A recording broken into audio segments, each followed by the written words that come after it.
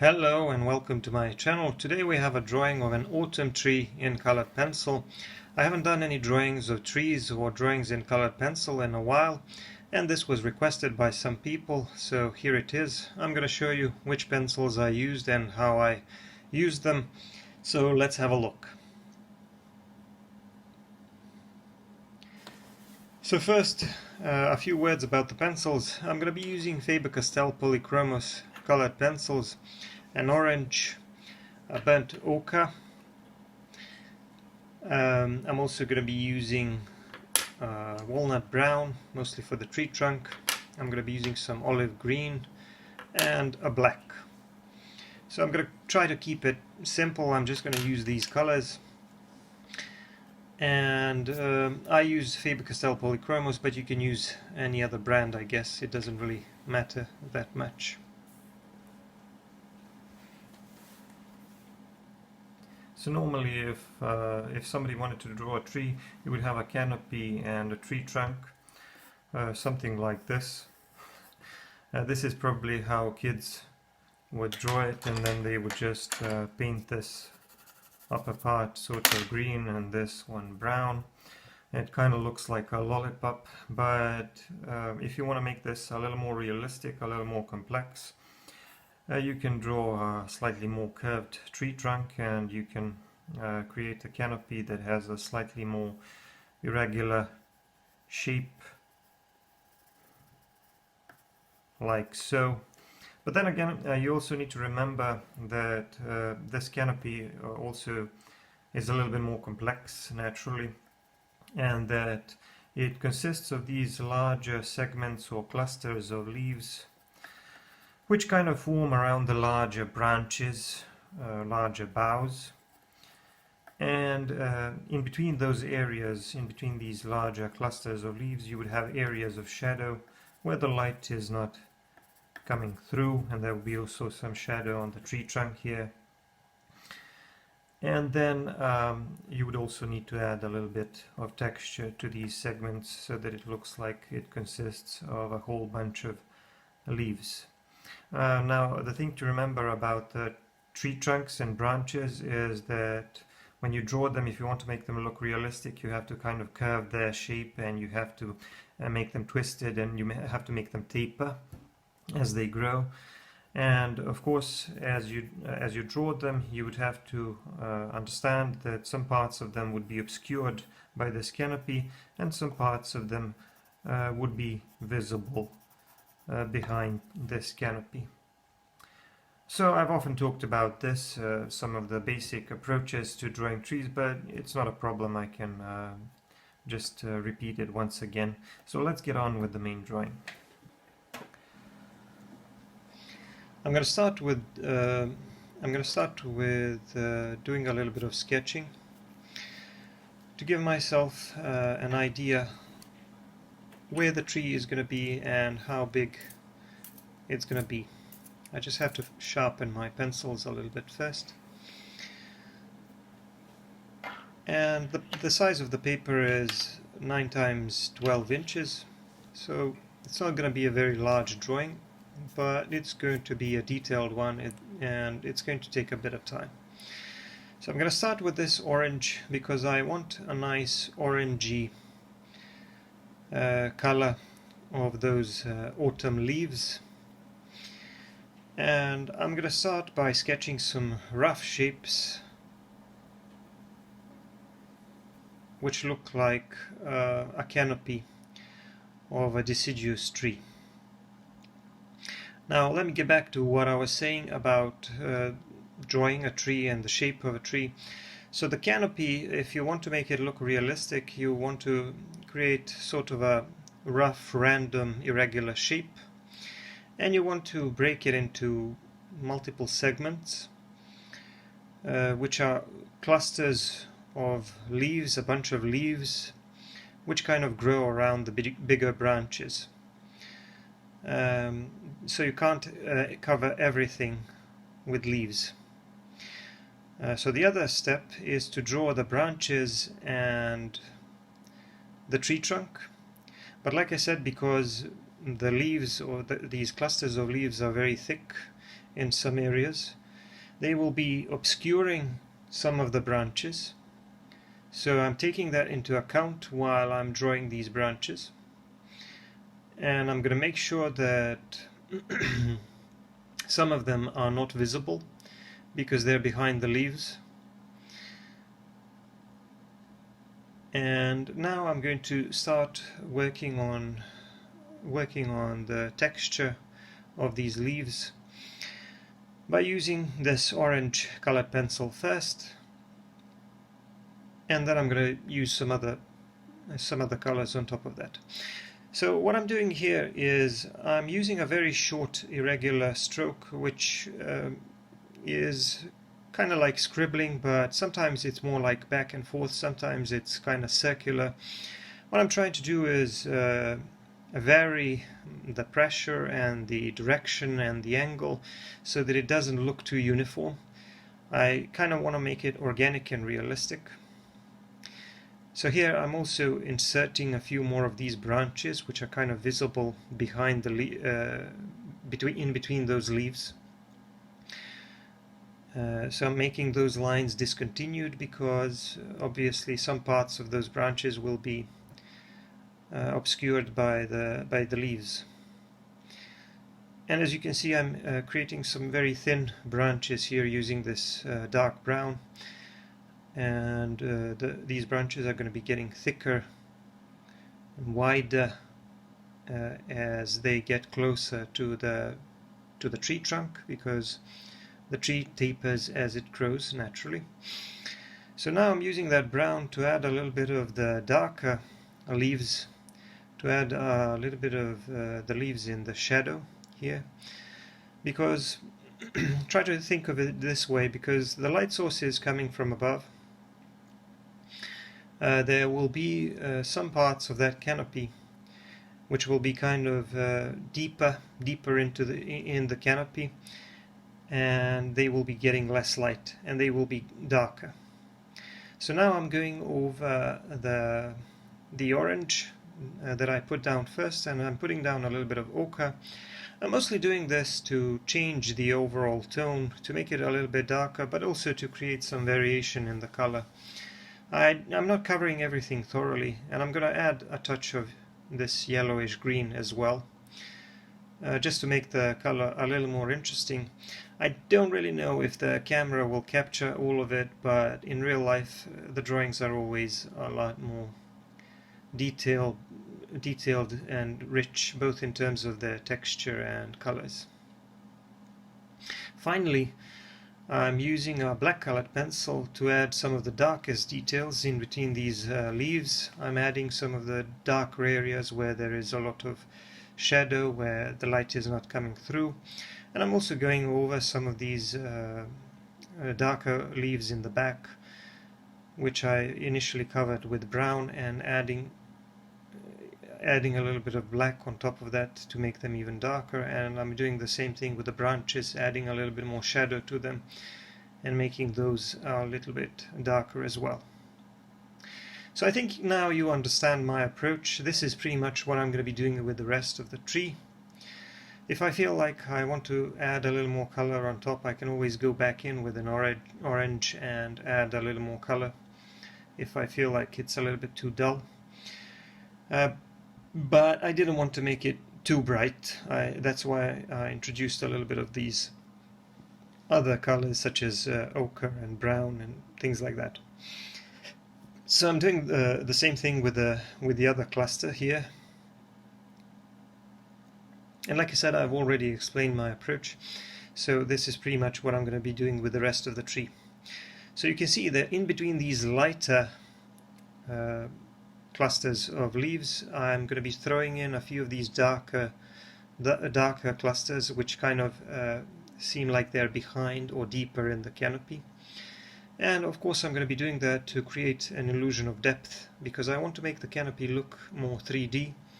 I want to make it look like some parts of that canopy are sticking out and getting more light, while others are deeper inside and are darker, because they're facing away from the light source, or maybe they're in the shadow, etc. So I'm moving on, coloring some more of these larger segments. And by the way, I had a reference photo for this. It was just a picture of an autumn tree, a nice looking tree with some nice orangey, reddish, yellowish leaves, and I stuck to it more or less.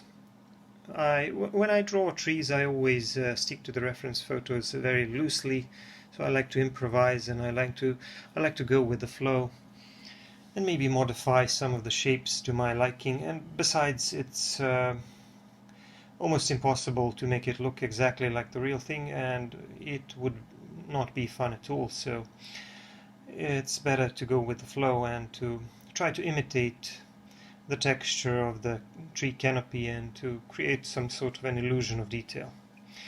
So you can see I'm deliberately breaking up this canopy and creating some white space in between these areas of orange, and then in the middle of those, in between those rather, I'm adding in some of these smaller branches.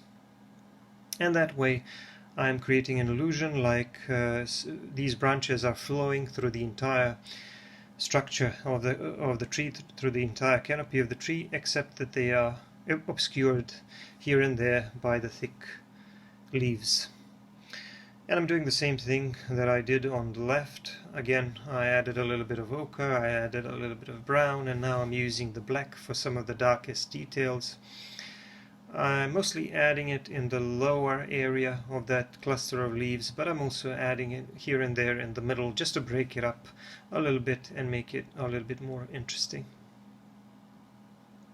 And another thing that I'm kind of trying to accomplish in comparison to some other deciduous trees that I drew before, I want to make the canopy just a little bit less dense in terms of the volume of the foliage. I want to make more of the branches visible because, like I said, it is an autumn tree, so I want it to look like it has maybe a little bit fewer leaves than a regular tree, but I still want a fairly full canopy because I want to have a lot of these lively colors. I think that the canopy of the tree will look really good with a lot of yellowish and orange autumn leaves.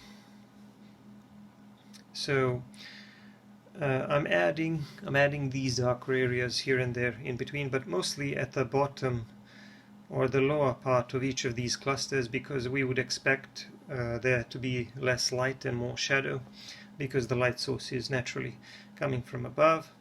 And I'm also adding these darker areas in between here and there just to make it look like another cluster of leaves is kind of sticking out in between and is a little bit darker because it's getting less light.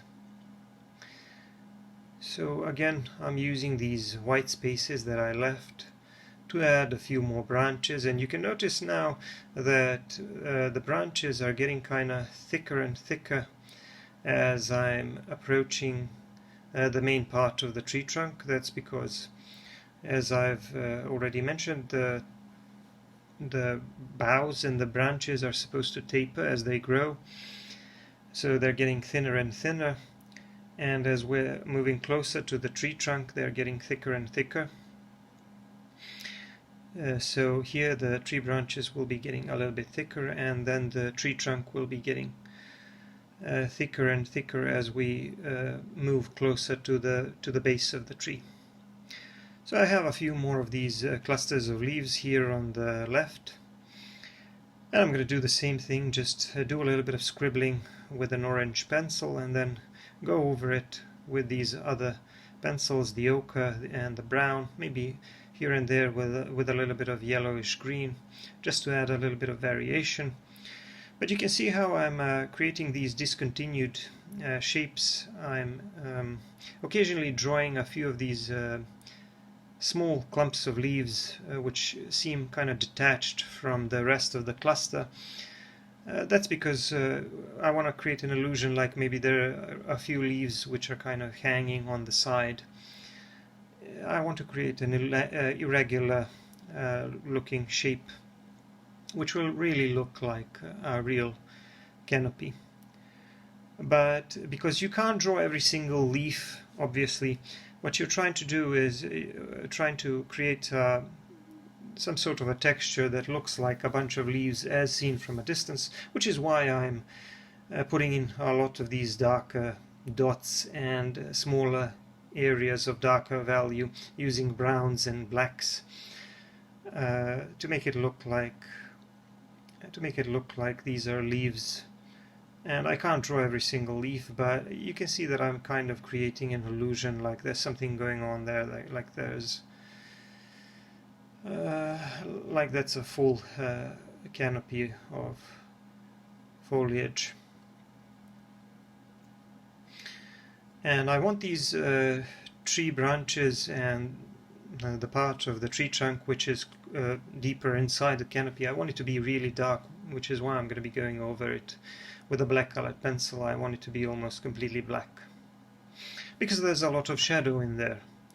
And the part of the tree trunk which is lower and which is less obscured by the canopy will be getting more light and will therefore be a lot lighter. So I'm drawing some of these branches here at the bottom of the canopy, and I'm kind of trying to make them look as organic as possible, twisting their shape and making them kind of curve and taper towards the end. At the same time, I'm also adding in these darker areas in between. So basically I'm doing the same thing that I was doing at the top of the canopy. Here and there you can see me using a pencil eraser also to modify some of the shapes of the branches and the tree trunk, even though colored pencil is not really easy to erase. So with colored pencils you have to make sure that you are careful with what you're doing, and you have to work gradually, because it's often very difficult to fix any mistakes you make. And another thing that you have to understand, and I'm getting to that now, I'm putting in these areas of orange leaves here in front of the tree trunk, and this is because I want them to remain lighter, so I'm going to have to work around them with a black and the brown so that they would stand out, because I want to make it look like some of the leaves are sticking out in front of the tree trunk. So the thing to remember with colored pencils is that it's nearly impossible to work from dark to light. You have to work from light to dark, and that's why it's very important to reserve areas of lighter value. So you put down these areas of lighter value first. In my case, the orange is the lightest color that I'm using, and then I just have to work around it with darker pencils, so that these leaves would seem like they're in front of the tree trunk, so that they are sticking out. I'm mostly talking about those leaves, the small leaves which I drew in front of the tree trunk in the middle. But right now I'm working on this portion on the left, so my hand is kind of obscuring that, but I'm going to get to that in a minute. So that's the thing to remember about colored pencils. With pastel pencils, this is not the case. With pastels, you can often put in a few layers. It also depends on the type of paper that you're working on, but with colored pencils, you really have to keep that in mind, because colored pencils have their limitations as a medium, and there's just no way around it. You have to adapt your medium. Here I'm going to put another branch which is kind of sticking out and maybe getting a little bit more light. I want it to feel like it's kind of sticking out a little bit more towards us, which is why I'm going to work around it with a black and a dark brown, and I'm going to keep that branch a little bit lighter. So I want to make it look like it's sticking out a little bit, because I want the tree trunk to look a little more 3D, like you can feel the boughs and the branches are growing out in all direction, even towards us, like they're kind of popping out of the paper, if that makes sense.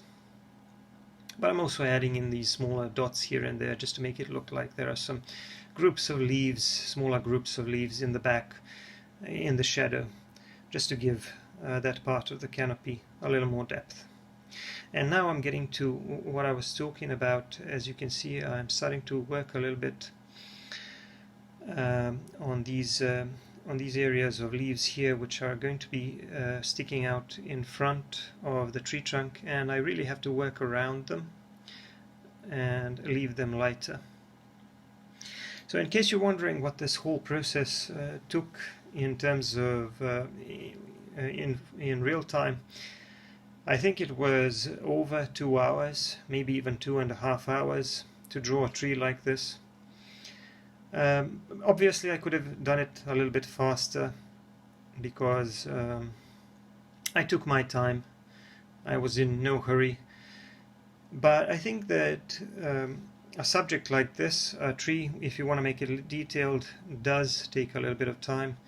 But there are some other types of pencils which are simply a lot faster to work with. I have to tell you that a colored pencil is a very, very slow medium which requires a lot of patience, which I don't really have.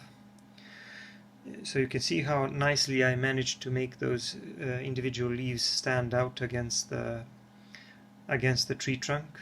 That's what I wanted. I wanted it to look like they're kind of sticking out there.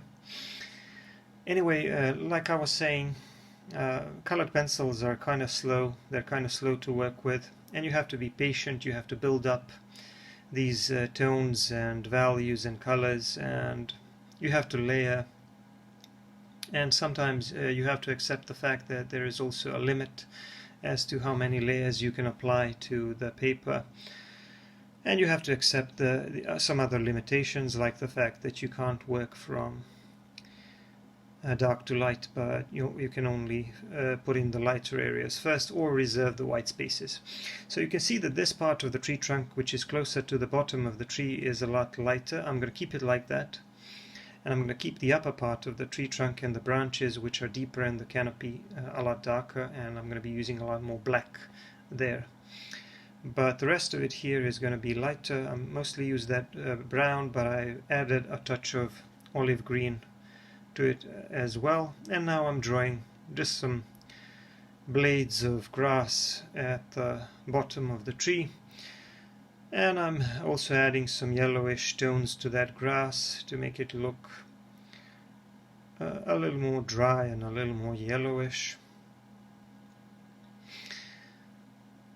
And I'm not going to be doing too much to it. I'm just going to use the black as well to add a little bit of shadow to make it look like an actual tree that is growing out of the ground. And here, as you can see, I'm adding some shadow which is being casted by these leaves and branches.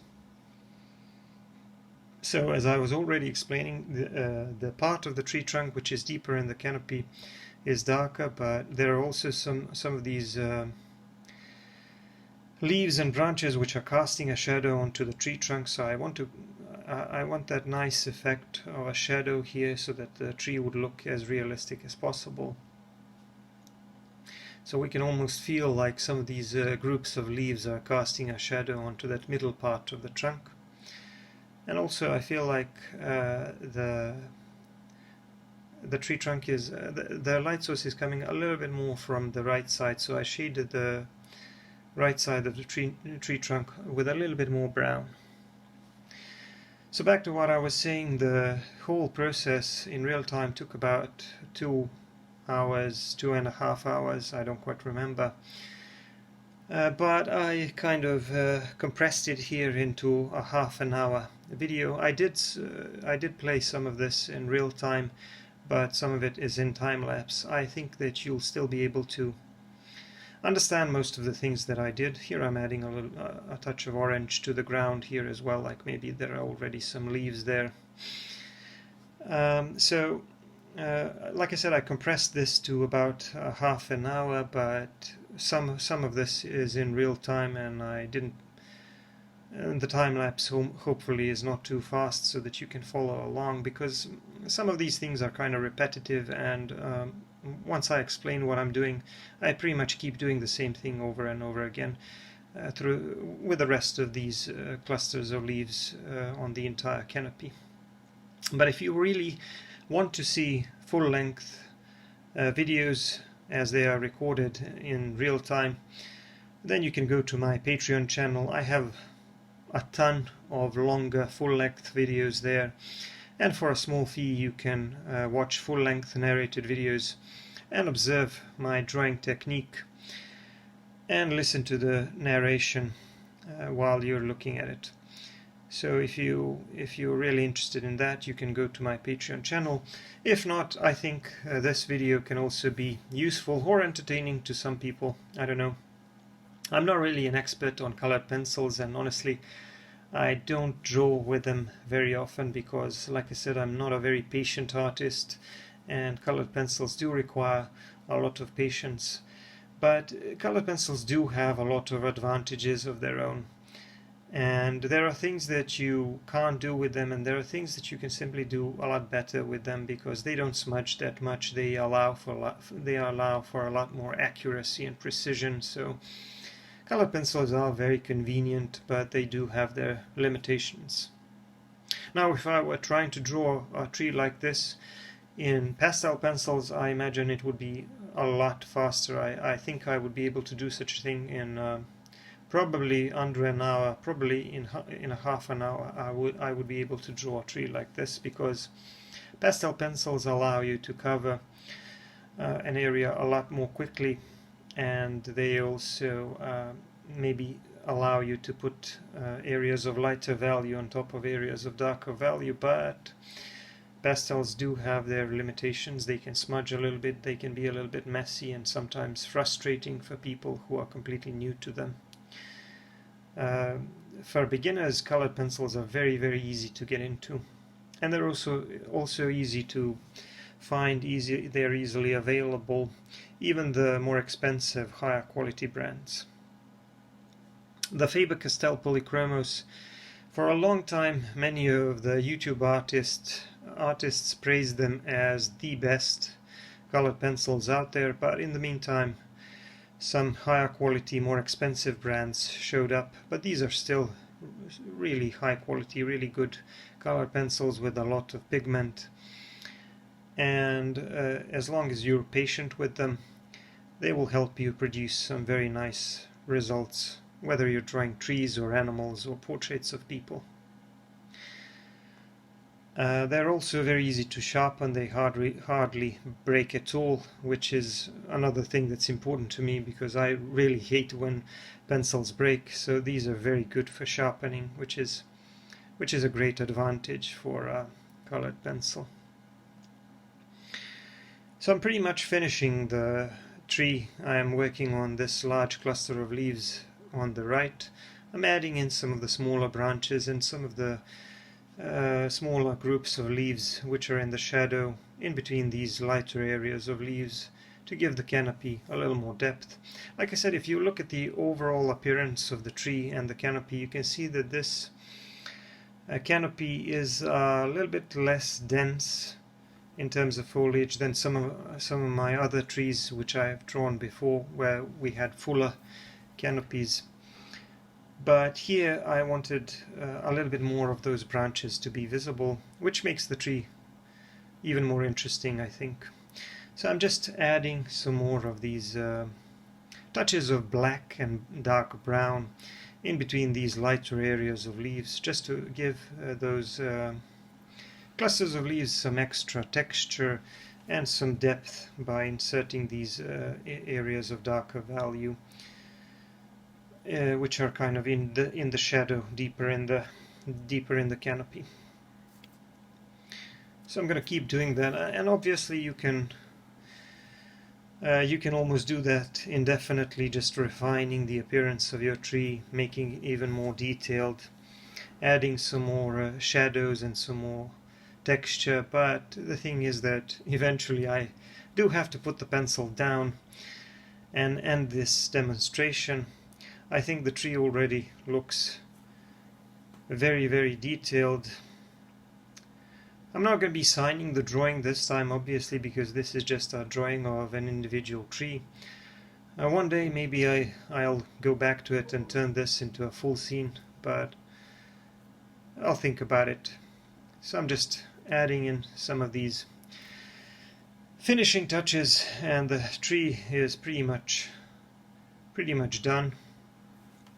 So I hope you enjoyed this tutorial, and I'll see you in the next video. Thank you for watching, and don't forget to check out my other videos, and don't forget to check out my Patreon if you want to see longer videos. Bye for now.